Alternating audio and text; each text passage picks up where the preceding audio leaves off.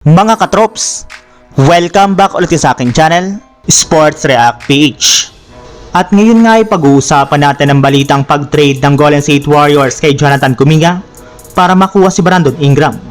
Pag-uusapan na rin nga natin dito sa ating panibagong video ang game preview ng laban ng Los Angeles Lakers kontra sa Portland Trail Blazers.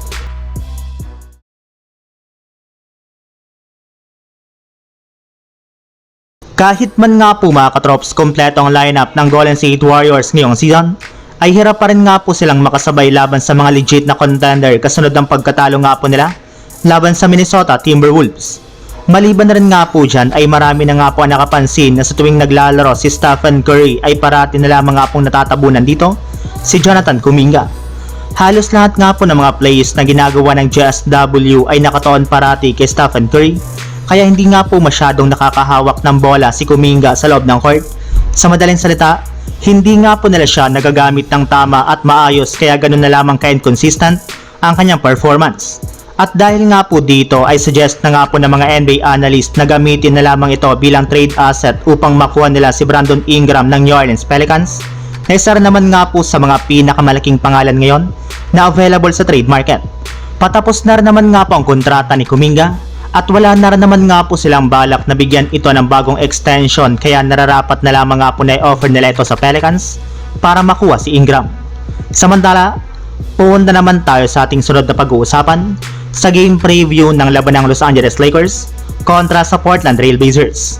Bago pa man nga po mga katrops magsimula ang laro ng Lakers ngayong araw sa loob ng kanilang home court na Crypto.com Arena laban sa Portland Trail Blazers, ay inanunsyo na nga po ng kanilang team na out na naman nga po dito sina Jackson Hayes, Jared Vanderbilt at si Christian Wood. Umangat na rin naman nga po sa doubtful ang kalagayan dito ni Austin Reeves. Questionable naman si LeBron James at nakalistar naman nga po bilang probable si Anthony Davis.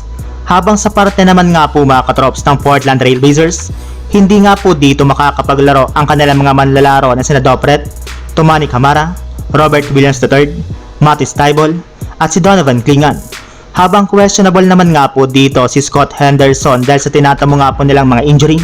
Ibig sabihin, sobra nga pong underman ang lineup ngayon ng Portland Trail Blazers.